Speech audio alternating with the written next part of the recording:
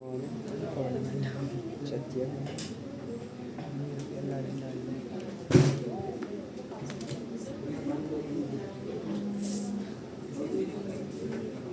Sige, panalangin natin yung yung Panginoon. Lord, sir. Tayo pamikit. Diyos sa mga magpangyarihan sa lahat, kami po nagpapasalamat, Lord, sa mga blessing na pinagkaloob niyo sa bawat isa, Panginoon. Naniniwala kami, Lord, na ang ikapong ito, Lord God, ang offering nito, Lord God, ay tunay na nanggagaling sa puso ng bawat isa, Lord God. Nawa ang mga kabataan nito, Lord God, ay pagpalain niyo ng gusto, Lord God, dahil sa mura nilang edad, Lord God, natutunan nila, Lord God, na sumunod sa inyong salita, Panginoon. Maraming salamat, Lord God, sa mga blessings sa aming mga magulang, Panginoon. At nagiging pagpapala rin kami sa iba, Panginoon. Lord, sa oras na ito, Lord God, nais ko rin po itaas sa inyo, Lord God, yung aming pag-aaralan sa hapon nito, Lord God. Sa inyong salita, Lord God, tanging kailangan pong makita at tanging kailangan pong mabigyan ng kapurihan, Lord God, sa aming pag-aaralan, Lord God. Ihanda niyo ang puso ng mga kabataan nito, Lord God, na makapakinig ng inyong salita at tanging kailangan po ang mabigyan ng kaluwalhatian sa mga oras magdaraan. Ito po ang aming samang dalangin, pasasalamat sa tanang pangalan ni Jesus. Amen. So, pag-aaralan natin ngayon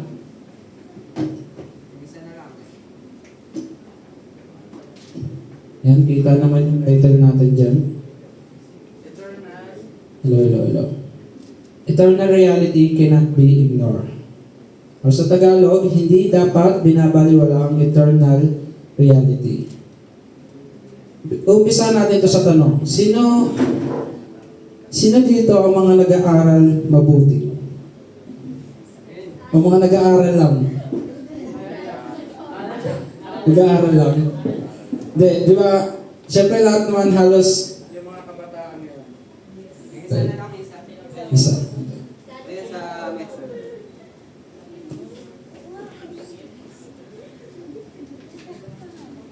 Hello.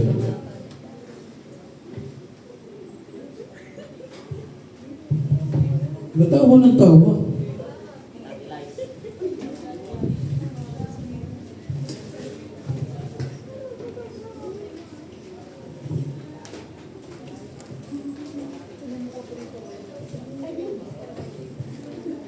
Ulitin ko yung tanong, sino yung nag-aaral dito ng maigi? Bakit nag-aaral ng mabuti ang mga kabataan natin?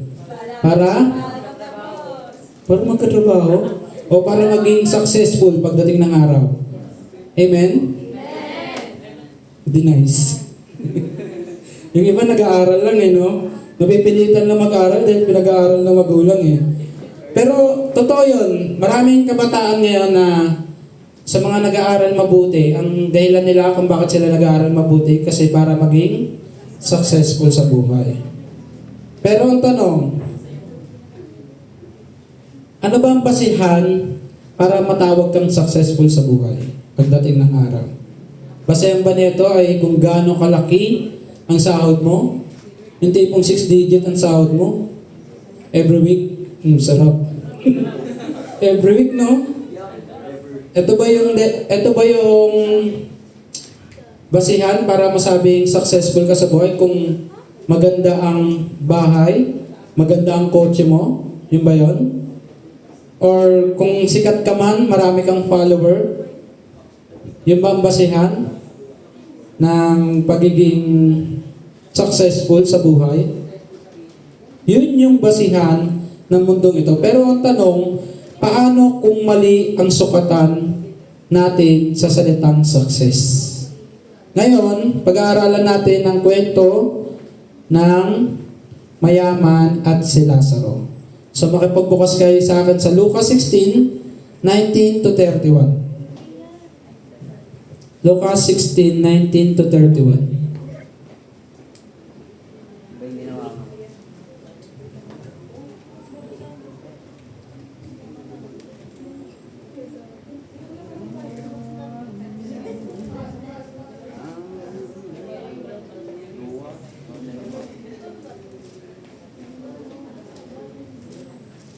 Mas pinalaki niya. Ha? Ay, meron ba yun? Ano, binago niyo ba? Hindi, okay. Sige. Nandiyan na kayo guys. Babasahin na natin yung Lucas 16, 19 to 31. Ang kwento ng mayaman at si Lazaro. Sino nakakalam ng kwento nito? Yung mga umatin ng children dati. Yan, sige, alamin natin yung kwento na to. Sabi sa 19, may isang mayamang laging nakasuot ng mamahaling damit at saganang-sagana sa pagkain araw-araw. May isa namang pulubing nagngangalang Lazaro at tadtad ng sugat sa katawan at nakahiga sa pintuan ng mayaman.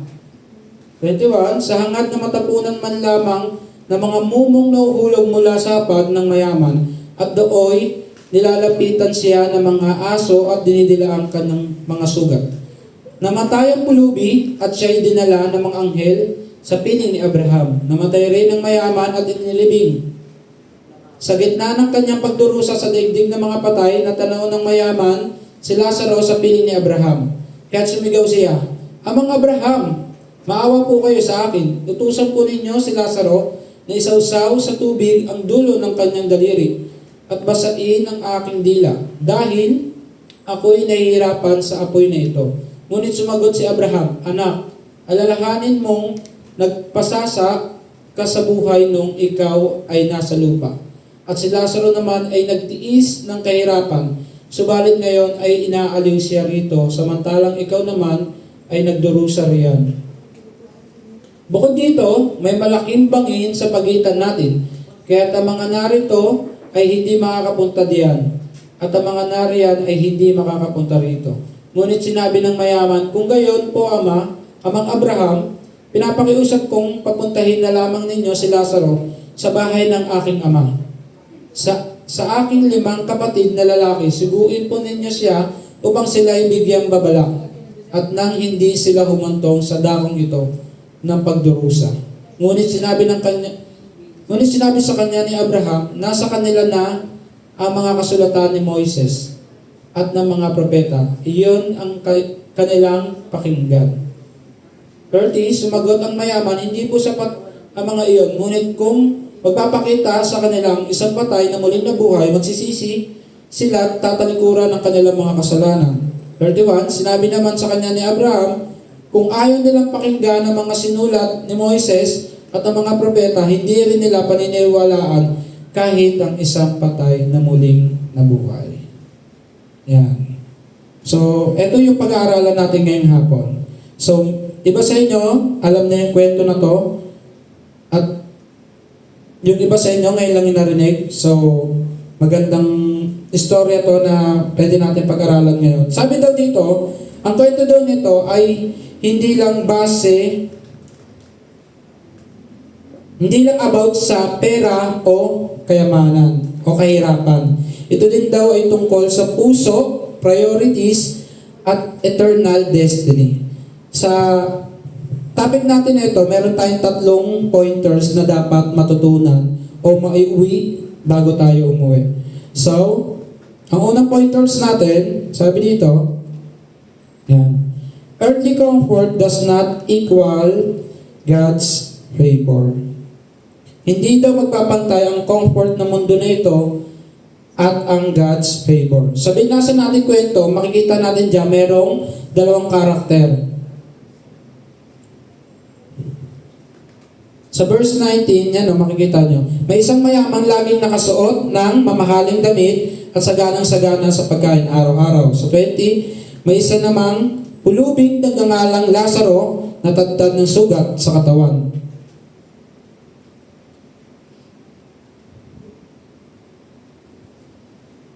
Yan. So, may 2 karakter doon dito. Isang mayaman at si Lazaro. Ayan, ang tanong dito, sa tingin nyo, sino ang nagkaroon ng earthly comfort at God's favor sa dalawa?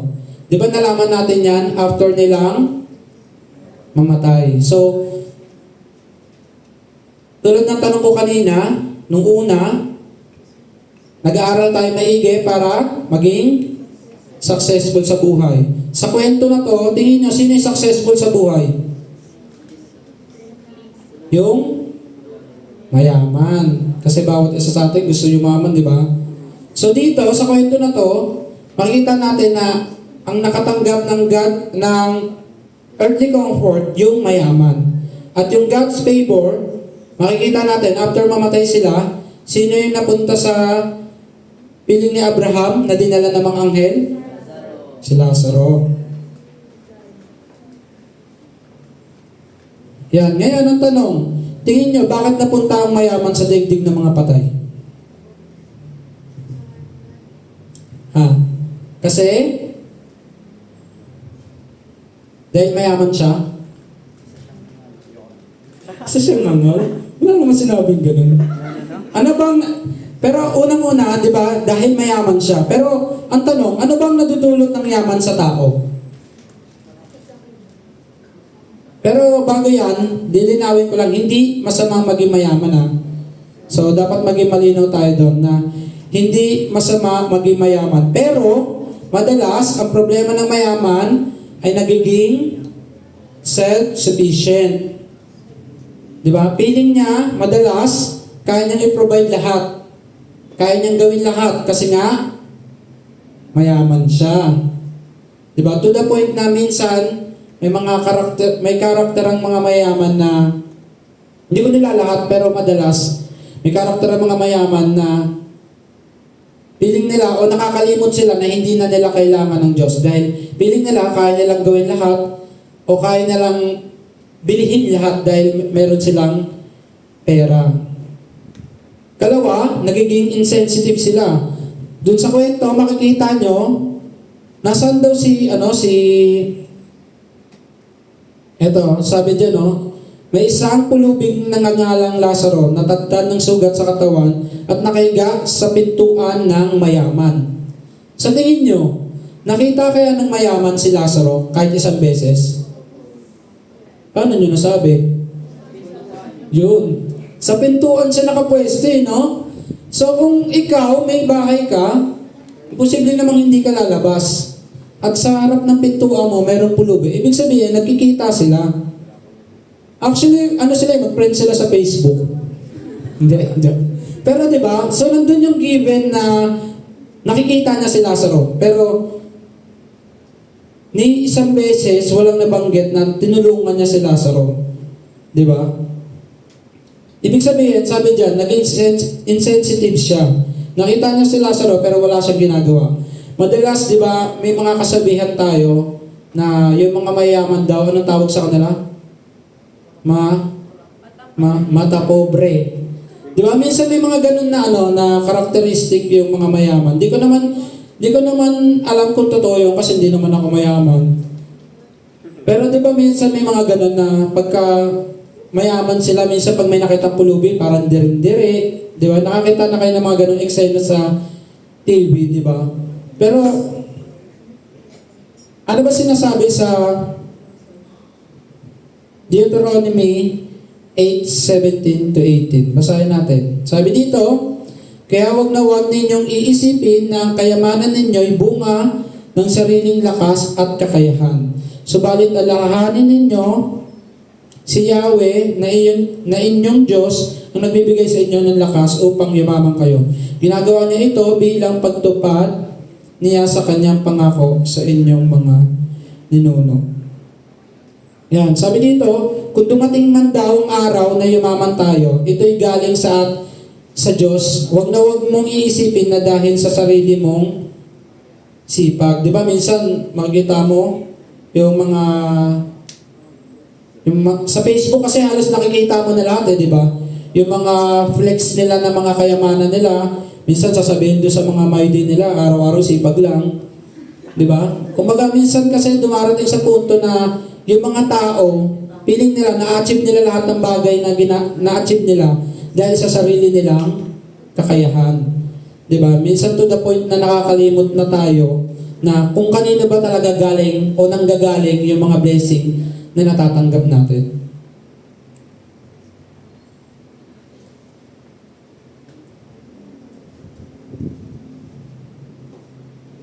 Ano sabi dito? Kung dumating man ang araw na yumaman tayo, ito'y galing sa Diyos, huwag mong iisipin na dahil sa sariling sipag at kakayahan mo. Yan, kaya ka naging mayaman. Dahil kung ganyan, magiging mindset daw natin, yung comfort daw ng mundong ito, pwedeng maging spiritual blindness sa bawat isa. Eto, pwedeng mangyari to pagdating ng araw sa atin. Sino gusto maging professional? Hindi pro player. Professional, to the point na natapos mo yung pag-aaral mo ng kolehiyo, tapos nagawa mo, napasukan mo yung linya ng pinag-aralan mo. So, magiging professional ka. So, di ba halos lahat naman tayo gusto maging professional. Pangalawa, gusto maging mataas ang sahod. Di ba tulad ng sabi ko kanina, na 6 digit every week. May sariling kondo. Sino may sariling kondo dito? Wala pa? Soon, magkakaroon din kayo. May sariling kotse. Kumakain sa mga mamahaling restaurant. Di ba halos lahat gusto maging ganyan, di ba? Pero ang downside, may downside eh. Walang time mag-pray. Walang time magbasa ng Bible. Hindi tumutulong kahit kaya naman tumulong. Hindi dahil masama kang tao, kundi dahil feeling mo, hindi mo naman kailangan ang Diyos. O kailangan gawin yung mga bagay na yan. Di ba minsan may mga ganong bagay na parang yun yung downside ng, na-achieve nila yung mga bagay na ganon, pero nakakalimot sila. Di ba? Or pwede rin tayo maging isang simpleng manggagawa. Sapat lang yung kita, minsan kulang pa, pero nagpe-pray araw-araw. Nagbabasa ng Bible at nagbibigay kahit maliit at may malasakit sa kapwa. Kung papapiliin kayo, anong gusto niyo sa dalawa? Wala, no? Gitna.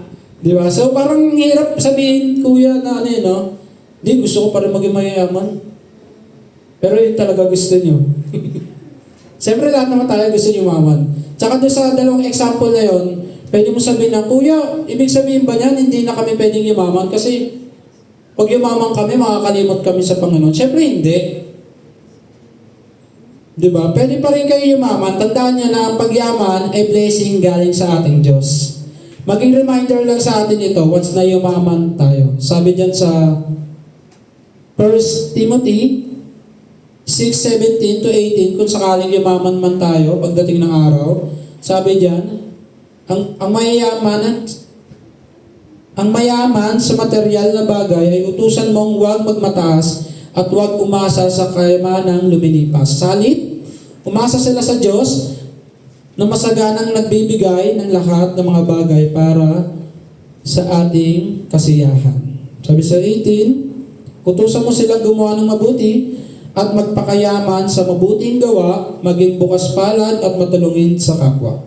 Yan, huwag maging mapagmataas, huwag umasa sa kayamanang lumilipas at sa Diyos lamang umasa. Gumawa ng mabuti, maging bukas palad at maging matulungin sa kapwa. Tandaan nyo na ang tunay na blessing ay hindi kung gaano karami ang meron ka, kundi kung gaano kalapit ang puso mo sa ating Diyos. Yan yung unang pointers. Ikalawang pointers, typo. Yan. Yung una, earthly comfort does not equal to God's favor. Pangalawa, eternity reverses earthly priority. Sabi daw, yung mga priority mo sa mundo na ito, pagdating sa eternal, walang halaga. Dahil hindi mo madadala lahat ng bagay na napundar mo sa mundong ito. Makikita nyo yan nung namatay sila Lazaro at yung mayaman. Kaya ngayon pa lang, dapat malaman mo na if ano ba yung mga bagay na merong eternal value. Sabi dyan sa Lucas 22, dito makikita natin, nung namatay sila, namatay ang pulubi at siya dinala ng mga anghel sa piling ni Abraham.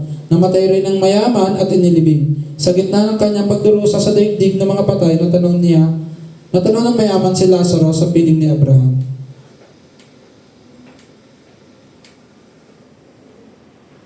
Yan, dito mo makikita, yan, kung makikita nyo, nung namatay sila, si Lazaro, napunta sa piling ni Abraham. Yung mayaman, napunta sa daigdig ng mga patay. Dito mo makikita yung isang katotohanan na ang buhay sa lupa ay temporary lang. At ang eternity ay permanente. Sabi sa Santiago 4:14, ni hindi nga ninyo alam kung ano ang mangyayari sa inyo sa araw ng bukas. Ang buhay nyo ay parang usok lamang, sandaling lumitaw at agad nawala. Sobrang bilis lang ng buhay sa mundong ito. At yun yung katotohanan. Kahit kayo, mapapansin nyo, parang kailan lang, January lang no? Ngayon, Mayo na agad, susunod, Pasko na naman. Sobrang bilis lang ng araw. Di ba? Parang last year, bago pa lang kayo, pero ngayon 1 year na kayo mahigit na sumasama dito sa gawain. Di ba? Sobrang bilis lang ng araw at mapapansin nyo yan. Ang problema kasi sa atin, sabi daw, problema raw sa atin, mas pinapalagaan doon natin yung mga temporaryong bagay over eternal. Inuuna natin yung mga visible kaysa invisible. Kasi di ba minsan may mga kasabihan tayo na to see is to believe. Di ba? To the point na kapag hindi natin nakikita, minsan ayaw natin paniwalaan. Pero ano ba sinasabi sa 2 Corinthians 4:18? Sabi dyan, kaya't ang paningin namin ay nakatuon sa mga bagay na di nakikita at hindi sa mga bagay na nakikita sapagkat panandalian lamang ang mga bagay na nakikita ngunit walang hanggan ang mga bagay na hindi nakikita. Yan. So malinaw na lahat ng bagay dito sa mundo na nakikita natin, lahat yan panandalian lamang. At dapat mas mahalaga na bigyan natin ng importansya yung mga mayroong eternal value. At malalaman natin yan mamaya. Gusto ko magbigay ng example para sa isang empleyado, para sa mga atid kuya natin na nagtatrabaho. Madalas, nagtatrabaho tayo ng 8 hours. Minsan, pag nag-OT tayo, umabot tayo minsan ng 11 hours o 12 hours. Nag-work araw-araw. Minsan, dahil sa sobrang busy natin sa pag-aaral, wala na tayong oras sa pamilya. At yung pinaka nakakalungkot, minsan nawawalan din tayo ng oras para sa ating Diyos. Di ba? Bakit? Bakit natin ginagawa? Para sa future. Aray. Ang tanong, anong klaseng future yung hinahangad natin? Temporary ba o eternal? Di ba? So, dapat maging aware tayo sa bagay na yun na kung meron tayong ginagawa, dapat tandaan nyo na lahat ng bagay na ginagawa natin dito, mas lamang yung temporary. Dapat mas mag-focus tayo sa eternal, may eternal value. So sa mga estudyante naman, madalas inuuna barkada, jowa-jowa, social media, pero walang oras sa spiritual growth. Dahil iniisip natin madalas, enjoy lang habang bata pa. Di ba minsan may mga ganyan tayo? Pagtanda ko na katulad ni Lolo, tsaka ako magpo-focus sa church. Di ba? Minsan may mga ganyan tayo eh. Bata pa naman ako eh. Bata pa ako eh. Di ba? So, dapat hindi tayo maging ganyan. Kasi, kaka-enjoy life natin, minsan hindi natin napapansin, napapalayo na tayo sa ating Diyos. Di ba? Kailangan magkaroon tayo ng reality check. Pwede ka maging successful sa mundong ito, ngunit bankrupt sa eternity. O walang alam sa eternal things o eternal value. Pwede kang maging komportable sa mundong ito kasi ang motto mo, enjoy life. Pero tulad ng mayaman, habang buhay na pagdarusa after. Diba? Hindi lahat ng panalo, ito, tandaan nyo to. Hindi lahat ng panalo ngayon is panalo din sa huli. Tulad ng mayaman, nabuhay siya na marangya, pero pagkapatay nila, kita nyo naman, nagdusa siya doon sa lugar ng mga patay. Tulad ng sinasabi ng second pointer natin, may mga priority tayo dito sa lupa na dapat maging aware tayo na pagdating sa eternal ay walang halaga. Tulad ng mga kayamanan, pagiging famous, trabaho, material na bagay, at panandaliang saya. Lahat yan is temporary lamang. Kung diyan ka nakapokus ngayon, kailangan mong magising, dapat ka ma-remind, na hindi naglalas lahat ng bagay na yan. Sa halip, mag-focus ka sa mga bagay na may eternal value. Tulad ng paggawa ng mabuti sa kapwa, pag-iimpok ng kayamanan sa langit through giving, tithes, and offerings. Makikita nyo sa Matthew 6:19 to 21. Magbasa ng Bible, mag-pray para lumalim yung relasyon natin sa Diyos. So, yun yung pangalawa. Ikatlong pointer natin, yan, no? Yung ikalawa natin, eternity reverse, earthly priority. Sa ikatlong pointers natin, the Word of God is enough warning. Yan, basahin natin sa Lucas 16:27 to 31.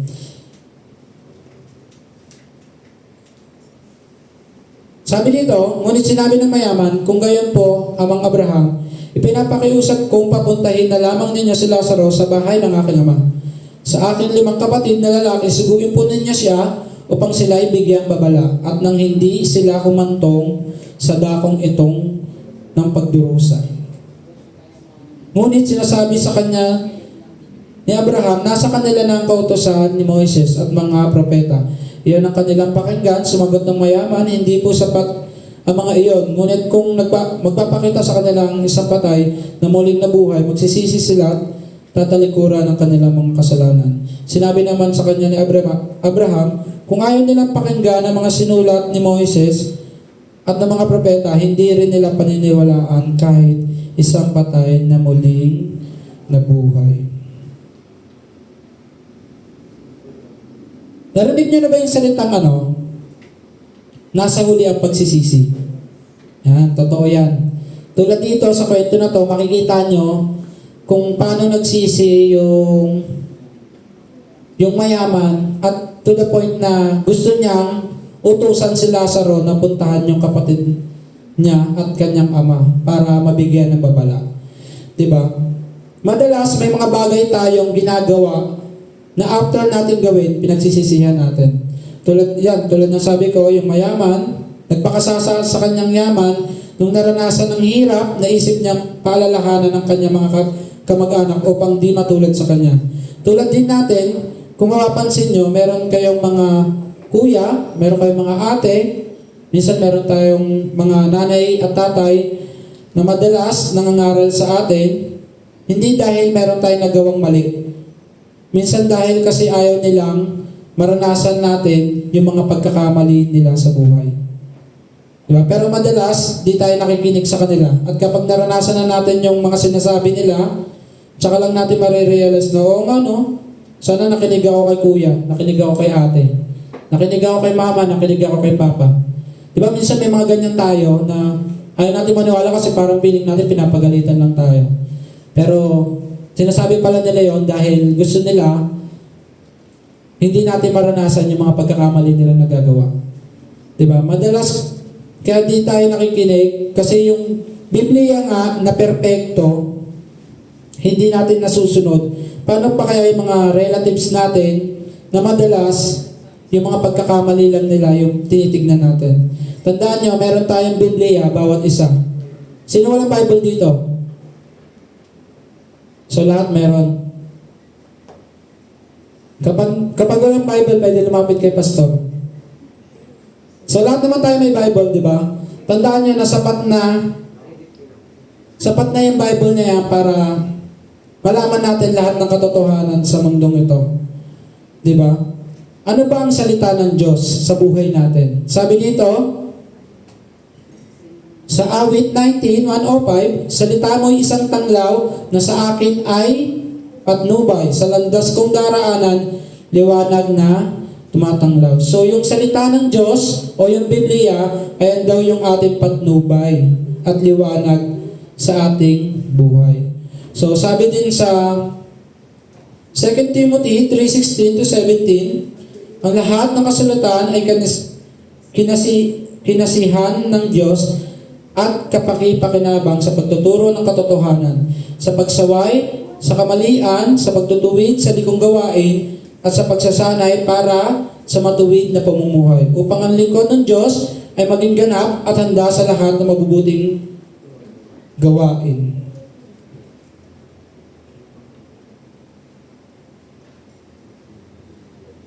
Sa totoong buhay, lahat tayo nakapakinig na ng salita ng Diyos. Alam nyo na kung ano yung tama at mali. Ngunit ang nakakalungkot kasi, patuloy pa din tayo sa pagkakamali o pagkakasala. Diba? Na kahit madalas, minsan, may experience natin yan halos lahat na linggo-linggo naman ako kuya umatin na pero nagkakasala pa rin ako. Diba? Minsan may mga ganyan tayong conviction. Pero tandaan nyo na hindi naman hindi naman automatic yan na porkit narinig mo is nagawa mo na. Once na nagawa mo yun, mabuti ang Diyos sa buhay mo. Pero kung di mo nagawa, meron pa siyang hinuhulma ka pa niya para sa better na ikaw. Tandaan nyo na hindi yung magiging dahilan para tumigil ka sa pagsunod niya. Dapat mas maging encouragement sa atin yun na mas magpatuloy pa, mag-strive pa ng mag-aral ng kanyang salita upang masunod ito. Tandaan nyo, ito sabi dito,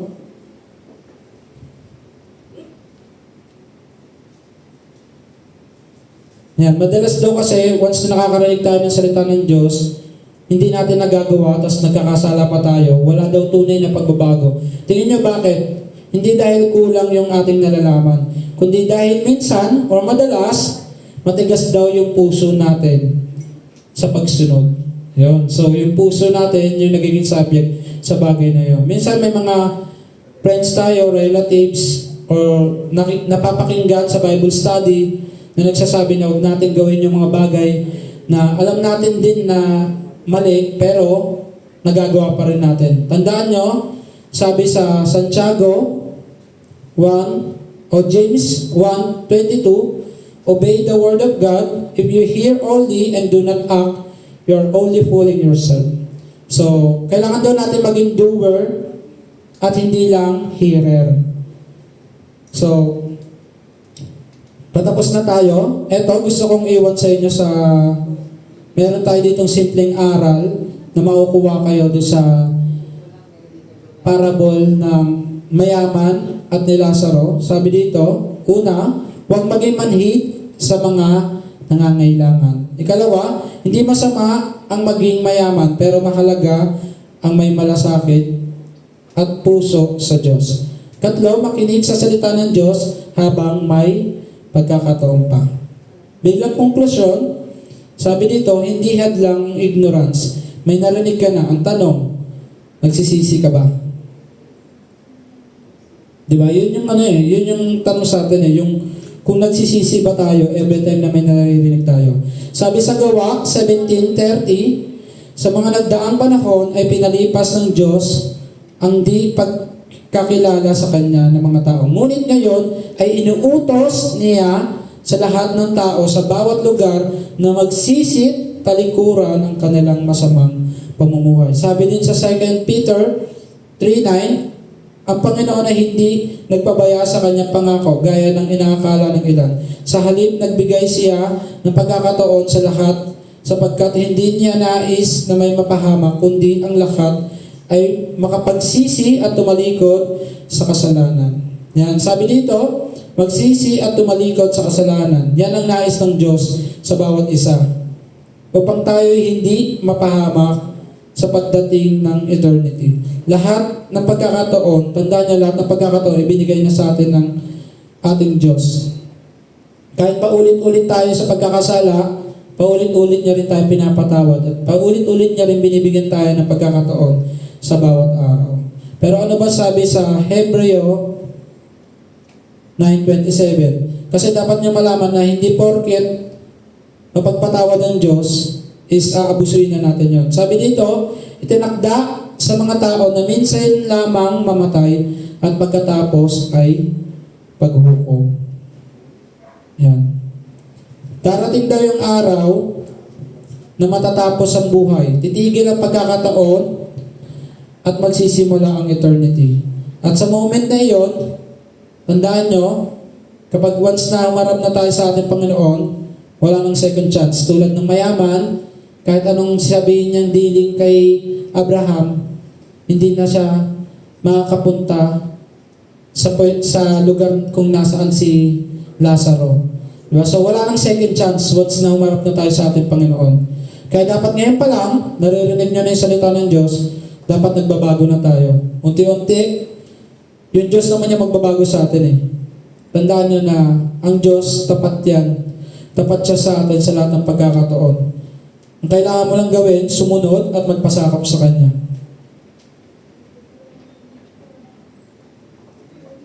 Yan, bilang pangwakas, sabi dito, huwag mong hintayin ang eternity bago ka magseryoso sa Diyos. Dahil pagdating doon, wala nang babalikan. Tayo manalangin. Diyos Ama na makapangyarihan sa lahat, kami po ay nagpapasalamat sa inyong salita, Panginoon. Maraming salamat, Lord God, sa paalala, Lord God, na patuloy nyo kami pinapatawad sa lahat ng pagkakataon, Lord God. Patuloy nyo kami binibigyan ng pagkakataon upang pagsisihan yung mga nagagawa namin kasalanan, Lord God.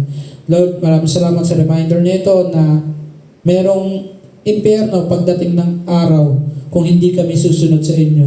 Kung di ka namin tunay na tatanggapin at magpapasakap sa inyo, Panginoon. Lord, panalangin ko sa mga kabataan ito, Lord God, na patuloy nyo silang hubugin, patuloy nyong baguhin ang kanilang mga puso nang nararapat sa inyo, Panginoon, nararapat sa inyong salita, Panginoon.